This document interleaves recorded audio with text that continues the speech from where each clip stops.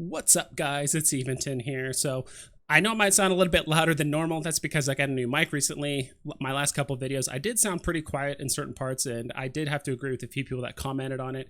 I'd rather be too loud and you guys have to turn me down than not loud enough and you guys turn me up all the way and you still can't hear me. So before we jump into the fits here, I'm just going to take a couple minutes here, and I wanted to just at least show you guys some visuals or something to look at while we go over the fits. But I made this video because my solo high sec fits for the Adventure and the barges end up doing really well. There's still thousands of views happening. Even to this day, there's still people commenting on it. So I wanted to make one for Exhumers, but I think each of the ships deserve their own video because now we're talking some high level mining, some very granular stuff when it comes to the fits. So I want to make sure I give you as much information as possible. But in all honesty, when it comes to solo high sec like mining, full disclosure, I don't think Exhumers are like the best fit. I honestly think you're way better off with a barge because Exhumers, in my opinion, are designed to be fleet-based ships with protection surrounding it, with multiple people like paying attention and local, other ships supporting you, things like that. So even though you do get like 8 to 15% more yield depending on which Exhumer you pick and your skills, things like that. And yes, you do get more tank and ore hold, but you just paint a huge target on your back when you're in high sec. And not to mention, it's about 8 times the cost of a barge. So that 8 to 15% more yield solo honestly doesn't make that huge of a difference. But when you're on a fleet with boosts and crystals and all that stuff, it does make a huge difference, especially if you're in a quiet system and you're not expecting to lose any of your ships anytime soon.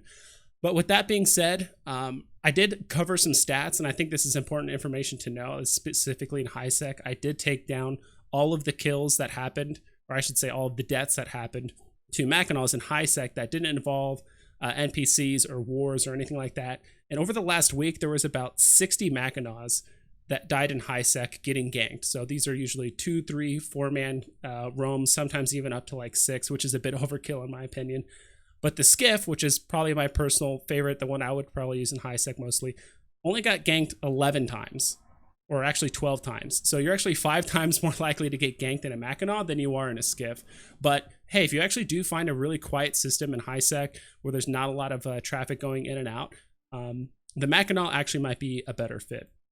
Especially since I noticed that a lot of the ganks that happen on the Mackinaws, about 25 or 30% of the ganks were usually groups of 2 people.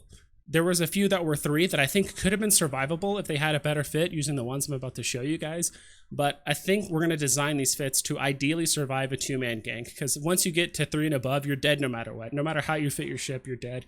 Once they get on grid and they start locking you, you're honestly dead on arrival. But if there's 2 ships, we want to give you a fighting chance. Maybe even 3 ships if we're talking like 0.8 and above in those kind of systems. So again, these fits aren't supposed to be like really cookie cutter. You guys can customize these the way you want, but I did want to make like 5 or 6 different fits just so you guys can kind of see where my mind was when I was trying to do these high sec fits for you guys. All right, so before we jump into the fits here, just to show you the skills that we're working with, we only have shield management 4 out of 5, so you guys' EHP might be a little bit higher than mine when you guys do simulate some of these fits. Our CPU management is 5 out of 5 because we do want to maximize that CPU, especially for these really obnoxious fits that I was trying to make. Our mining yield is maxed out, but we have mining upgrades only 4 out of 5. In my opinion, you're probably not going to get too much out of this if you max this out at a 5 out of 5. So all these fits are built around having mining upgrades 4 out of 5 because I doubt a lot of miners actually have this maxed out. But if you do, that's great. You actually might be able to get a little bit more out of these fits than I can. So the first one, I was honestly just trolling around. I just wanted to see what is the maximum yield possible in a Mackinaw. And so because there's no rigs that will actually increase your mining laser like output or yield or cycle speed, anything like that, except for I believe like Mercoxit, whatever it may be. I just used the mining drone augmenters. You're going to be using mining drones, so I'm assuming with this fit you're going to be using five lights and 5 mining drones with this. So this is just completely, I think I even put low at the end because this is more of like a troll fit than anything. This is only for people that are like super active. They short cycle their lasers because they don't want to overmine an asteroid. They use survey scanners. They're using their drones all the time to mine certain asteroids. So this kind of fit is for you guys, but I really only suggest this for a system if you guys are in like in a high sec system that hasn't had like any PvP action in like well over a month. Because if you do show up in this thing is just asking to be ganked.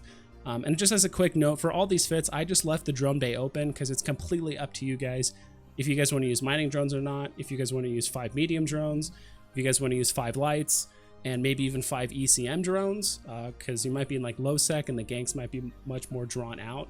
So you might be able to lock a catalyst and have it unlock you. Who knows? I'll leave that up to you guys, but these are all made in mind just to utilize the lasers and not so much the mining drones other than this fit. Okay, and for the next fit, let's say you still wanted to have the maximum yield possible, but you don't really care for mining drones, or you wanted to have a bit more tank, but still at max yield. That's what we're doing here. I just called it Yield Tank Mackinaw. We are putting in the field extenders there in the rigs, and I just use Domination, Thermal Shield Amplifiers. Honestly, these things don't cost a ton. I mean, they're not going to cost you an arm and a leg. A lot of them are going for anywhere between like 4 to 5 mil between these two. And I mainly pick these because honestly, these ones are the ones that give the lowest CPU. Like this is the one that has like the lowest CPU requirement, so we're actually be able to fit all these. And honestly, with about 21,000 EHP, you probably could survive a 2-man like tier 2 catalyst gank, assuming they're using like Void S ammo, if you were in probably 0.8 or higher. Anything below that, you're probably vulnerable to die. I'm not 100% sure. I'm just kind of crunching the numbers that I saw here on like Wiki Eve University suicide ganking. I'll go ahead and put a link down in the description below that link. But it's really interesting. It shows you how much time gankers have before Concord shows up, what's like the average damage they can do in a catalyst before Concord responds and destroys them. So I think this will still give you a good shot of surviving a 2-person gank if you're in probably 0.8 security or higher, but below that, it's honestly pretty questionable. All right, and quickly looking at the next fit, I think we're going to look at the budget Mackinaw fit. The reason why this is the budget version is mainly because we have field extender 1s instead of field extender 2s.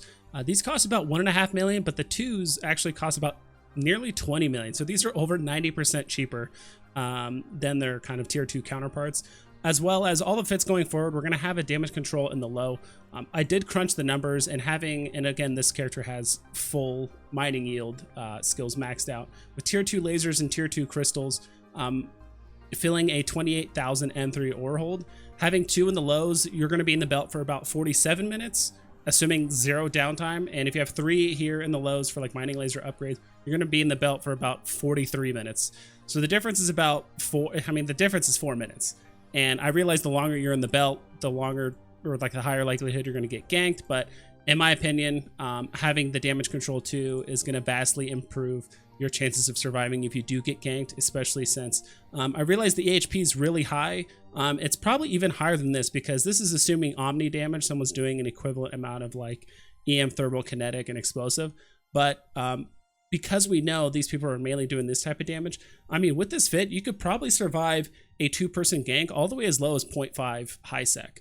Maybe even a 3-person gank if it's in 0.8 or higher. So this is actually a really effective and a really efficient fit, but I think we can get a little bit more out of it as we cover some of the next fits.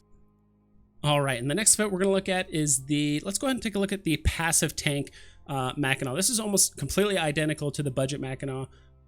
Except all we did was just upgrade the rigs up to tier 2s, and we upgraded the amplifiers all the way up to the domination, kinetic, shield amplifiers, and thermal.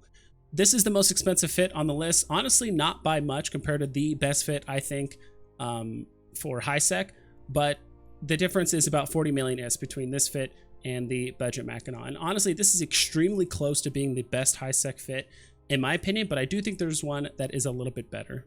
All right, and the next fit is not the best one. So I made a completely passive tank, and I was like, you know, what can I do with a completely active tank Mackinaw? So the first issue you can see immediately is it's not even cap stable. The second issue is we actually had to remove one of the field extenders to make room for the extra CPU required for having hardeners in the mids. So this actually does have the highest resist possible, but we are sacrificing a little bit of shield HP, as well as we had to use an IFFA compact damage control because the damage control 2 just would not fit. So I do not recommend this fit at all. The only one I think is worse than this one is the max yield Mackinaw, which has 0 tank.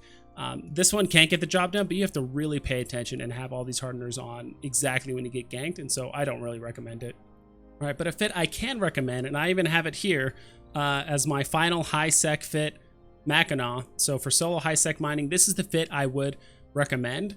and it's a little bit cheaper than the passive, but I think actually having a fit that is a balance between passive and active is absolutely perfect. And honestly, it's completely identical to the passive tank Mackinaw, except all we did was upgrade one of the kinetic shield amplifiers to a hardener, which gives us an extra, I believe it's like 2% kinetic resist. So all you have to do is show up in belt, turn on this module, and you're good until you dock. So if you don't want to be bothered with this module, you can go with the passive tank Mackinaw. That is completely fine, and that's why earlier I said this is literally so close to being the best high sec fit. But if you go with this fit, you should still be completely fine.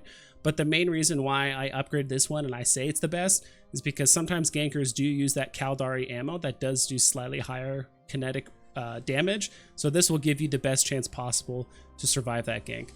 As well as in the low slot, we do have the damage control too, but as I mentioned before in my solo high sec Orca fit, investing in a abyssal damage control could be worth it. You could actually get some really cheap ones for 5, maybe 10 million if you're willing to spend that much, and you can actually get a lot of resist. And again, we're just looking at thermal and kinetic resist.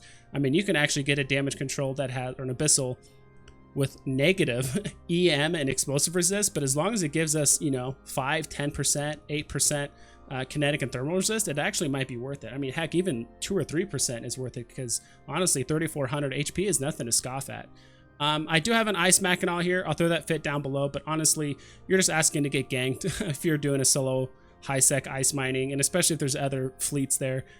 It's just as easy for them to hit up some of their friends and say, hey, there's a solo Mackinaw here taking our ice. Can you just show up in 2 catalysts and kill them really quick? And so that's why I didn't even bother with tank. The only thing that we can do here is just to harvest the ice as fast as possible and get the heck out of there. But again, looking at the solo high sec Mackinaw, in my opinion, this is the best fit you can do possible. And that's pretty much it, guys. Again, at the end of the day, these aren't meant to be super cookie cutter fits. Everyone has different skills. I mean, even this character only has, I believe, 3 out of 5 when it comes to the kinetic and thermal resistance amp. So you guys might actually be able to push higher resistances if you have those skills leveled up. That's also why I wanted to show you guys about 6 different fits to give you different kinds of inspiration, mix and match different modules. You can remove some, add a micro warp drive. It's really up to you at the end of the day. Same thing with the mining drones. Everyone has different levels of skills and investment into it. So some people might want to run 5 mediums versus some lights and mining drones and some ECMs. It's really up to you guys at the end of the day. But at the very least, I wanted to at least show you guys what I felt were the best high sec fits. And in this case, this is the one in my opinion. So if you guys learned something and you guys liked the video, don't forget to do all the YouTube stuff, like, comment, subscribe, but especially subscribe. That really seems to help out the algorithm. I believe right now about 89% of you guys that watch my videos aren't subscribed, which is completely fine. You guys can always subscribe and like not turn on the bell icon if you guys don't want to be inundated with videos from me, but you guys want to be reminded eventually at your own convenience. That's completely fine. And I wish you high sec mining Care Bears the best of luck. And with these fits, I hope you guys are able to fly a little bit safer.